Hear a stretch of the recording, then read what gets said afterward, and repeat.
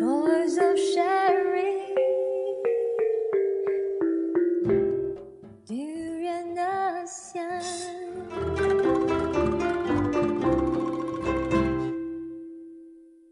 Hi everyone, you're back with Gowri on Durian ASEAN. We're on the ABC still. We're on to our Blast from the Grassroots session.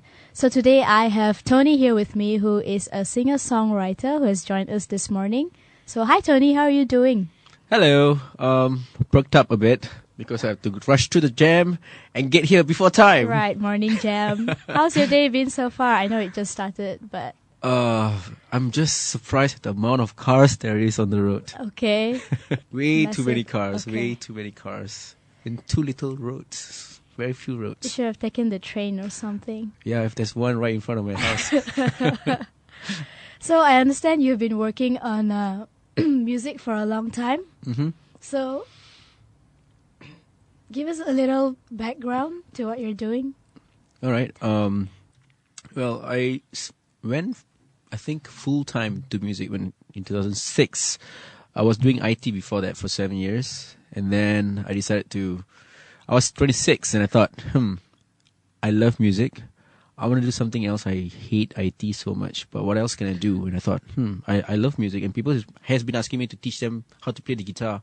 And I thought, maybe I should do that. Be a teacher, be a Frenchie, wake up late, do a few classes, and then go back.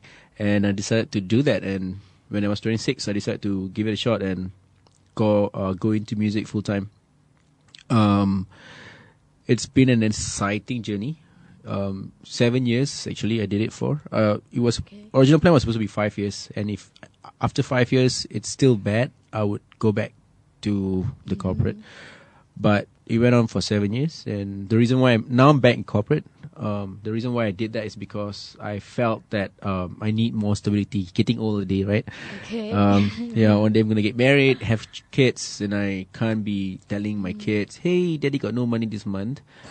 Just wait, I'll feed you next month." So coming back to music itself, being a singer-songwriter, I realized that it's not enough. I had to teach. I had to also play for people. So I was also a musician, a sessionist, played for some artists.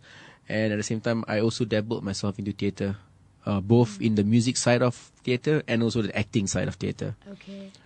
Yep. So when did it all start? You started playing at a very young age? Well, I started playing the guitar when I was 14. Okay. It was a school thing. And it was just a side thing, but I took it, and I started playing in church a lot. And I took it seriously when I was 21, when I realized that, as you get busy with life, there's only certain things that you can do, right? And I realized music is one of those things that I'm still doing. Okay. So I guess, here's a passion that I have that I didn't realize I have. Okay. And I decided to continue it. Of course, by then I was already writing a lot of songs, but I just always thought it was just a hobby. Okay. How did your parents react to it when you told them you were going to pursue music? I'm an Indian. Yeah. Well, mostly Indian. Okay. It's a big thing when Yeah. an Indian child tells the Indian parents, Yeah. I want to do music full time. And they're like, what? No. Or theatre, for that matter. Yeah. They want you to be doctors or lawyers and all these professions, right? But I just told them, look, I just want to do something that I really love doing. And I really do not like doing what I'm doing right now, which is IT. And I just want your blessings, because without a parent's blessings, I believe you cannot go far. And I think my dad was the first one who yeah, sure, go ahead, do it. Okay. And then my mom, she consented slightly later, but I Okay. think over the years she became the strongest supporter than my dad. Oh, My dad that's after that nice. started like, I think you should go back to work. I think you should go back to work. I think you should go back to work. Yeah. So what kind of music have you been working on? What do you like to do? I love writing. Okay, first off, as a writer, I like writing songs which is different from my previous songs. So therefore, it's very eclectic. The mix, it can be from pop to alternative to Okay. a jazz even, and I know that that's not good if you want to go out as an artist. That's not good if you want to go out with an image, right? People are going to say, but you're playing all kinds of music. People Right. cannot recognize So you. what are you know. really? Yeah. But to me, I felt that why should I be bound to a certain rule? And music is all about breaking rules anyway. So my music is very mixed. It's pop, alternative, rock, or jazz, even stuff. So if you were to say what kind of artist it sounds similar to, varies. Okay. Lately it's becoming very Sting. Sting. Yes. Okay. I'm a huge Sting fan, Okay. and it's my songs are beginning to sound very Sting vibe kind of songs, Okay. which is not good, but yeah, that's at the moment. Why that's how it's why do you going. say it's not good? Because you want to be different, you want to stand out. The last thing you want is people to say, "Oh, he sounds like this person. Oh, he sounds like that Okay. person." Obviously, having a sense of knowing how you sound like to certain famous artists helps.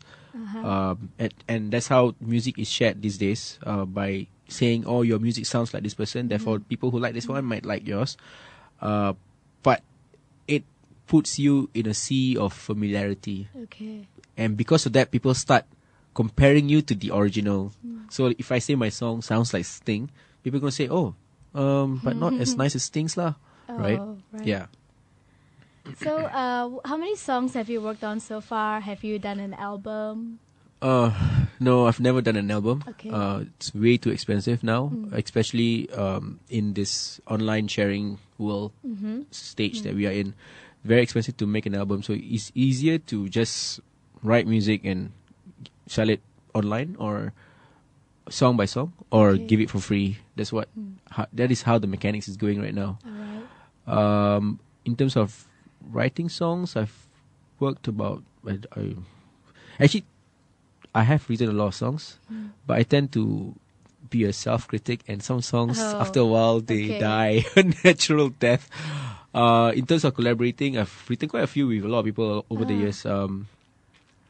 I've done some collaboration with some singer-songwriters, but mostly, I think the songs that I wrote when I first started, it's more a song for myself. Okay. During my time, collaboration is hardly heard of. Yeah. So, what inspires you to write these songs? What do you usually write about? I write about anything and everything. Okay. I try my best not to write love songs. Try my best. That's why I love Sting. Well, his songs are essentially love songs, right? But he does it in such a way that it doesn't sound like a Right. love song. It's a It's story. not any cheesy love song. Yeah, it's not cheesy. I love you, you love me or not, or you love me but I don't love you.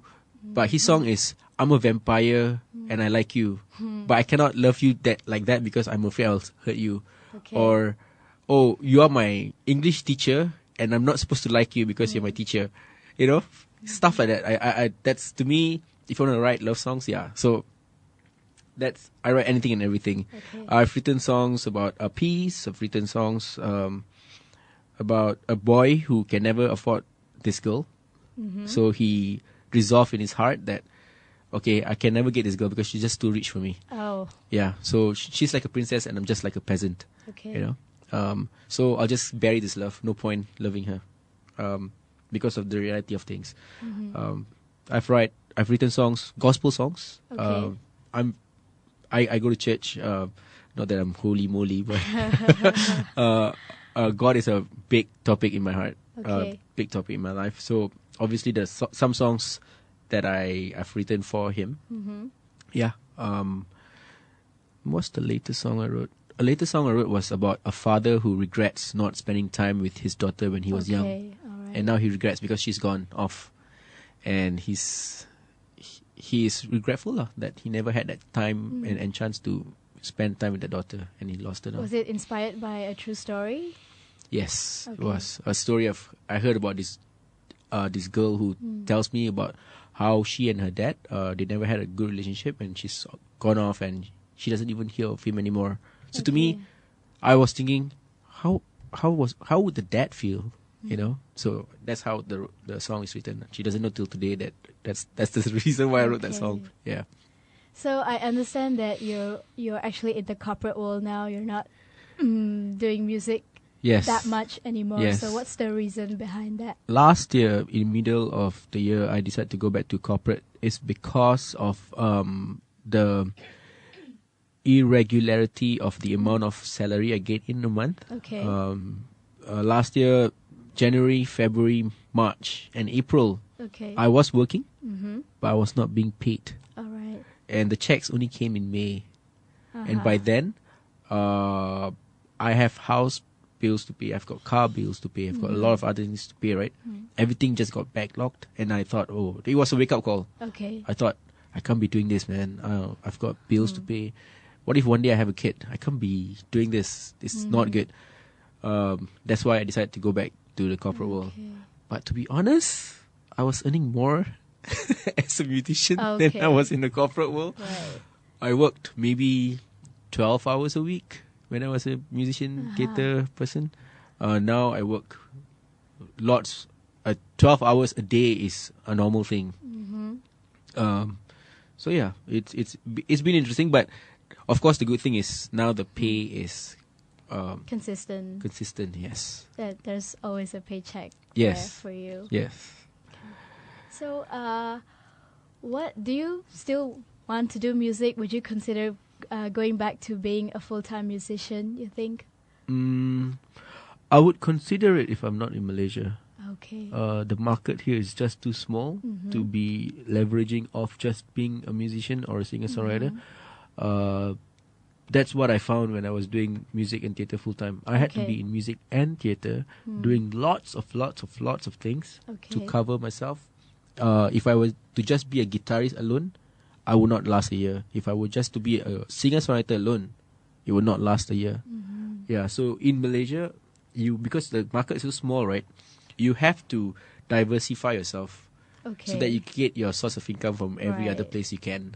If not, yeah, it's going to be very, very difficult. So, asking me to do it again, I would if it's another country. Okay. But I think it'll be safer if I were to do music on the side now. Things are much more relaxed now. Of course, I need to find a time to push and get the band members or my Right. musician friends to collaborate things together, because now I can do it only after work, right? Okay. But that's a challenge by itself, lah. And I think it's a good challenge to overcome. So you do have a band. Not a fixed band. Okay. I do not have a band for the longest time now. What I do is when I need a band, I just call my musician friends. I see Okay. who's around. So I get sessionists instead. It's better because they come on time. Okay. You have no. You can choose whoever you want to work with. You can always change it. Okay. Unless you really like that musician, you can call them all the time. But essentially, what happened is also your music changes all the time, and I like that. I love hearing the same song sound Right. different because Okay. it's different musicians playing, and to me that is to me that's an art itself. You know, hearing my songs, my songs sound different this time. So I've got Okay. one song that can have 7 versions of the same song, which is kind of cool. Okay. Yeah. So do you mostly sing? You play the guitar. Do you play anything else? I play the bass, the drums, Okay. percussions. That's essentially my 4 instruments. But playing for people, I only play the guitar Okay. because I really believe there's better bassists, better drummers out there. So just stick on one. So yeah, I that's what I do. But essentially, I think I'm more a singer. I started off a singer. I sang in the bathroom, right? And then only later I We all discovered sing in the yeah. bathroom. Only later we all discovered the instruments and Okay. so forth. So yeah, essentially I am a singer. Not those kind of singers that you get in the market lah, that really really good. But I think based on the songs that I write, it's easier to. It has to suit your voice, right? So yeah, essentially a singer. Yes. Wait, when you said just now that you're not as good as those in the market.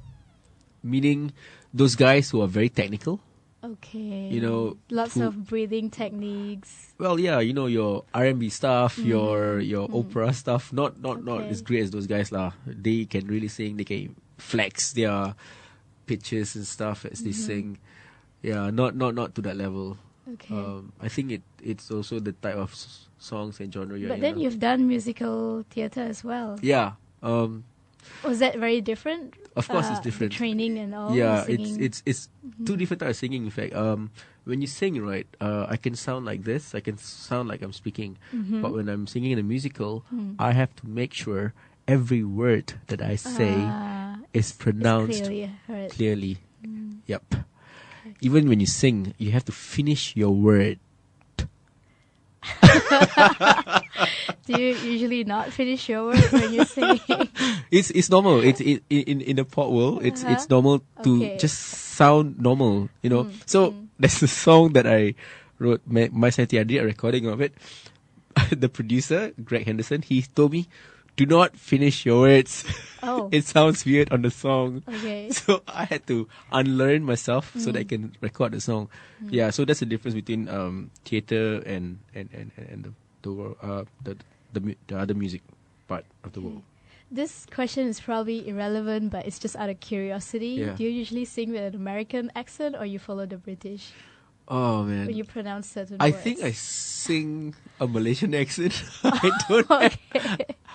I don't have American accent. I don't think I have the English accent. As in your pronunciation system when you say things like matters or matters, you know. I think it's slightly more British. Okay. I want to be slightly more British, but yeah, very Malaysian. So when I speak to all the Masalis and all that, right, I'll speak. I won't suddenly change my accent. I will stick to my Malaysian accent. Okay. Okay, that's good. So I think we're running out of time. I wish we had more time to talk, but do you have any advice for young people who are trying to get into the music industry, who are trying to make it as singer-songwriters in Malaysia? Yes, I do. Appreciate your music. Do not give away your talent just like that. You have a price. Do not give in to empty promises that says, "Hey, do it for free. You get a free audience." No, stick to trying to make sure that you have a price. Do not simply give away. That's one. Secondly is diversify. Do not be just one type. You have to diversify now. And if you can diversify, that actually helps you to come up with better music, because you can, if you can do a lot of things at the same time and you use all that for one song, people will love it. Yep. Okay, thank you very much, Tony, for joining us this morning. It's good to have you in. Thank you for having me. All right, so if you guys want to listen to this again, it will be repeated later on in the afternoon. Don't forget to like us on Facebook, follow us on Twitter, let us know what you think about our session today. Just hashtag Durian ASEAN ABC. I'll be back with you in about 5 minutes to go on to our ABC ASEAN Breakfast Call session.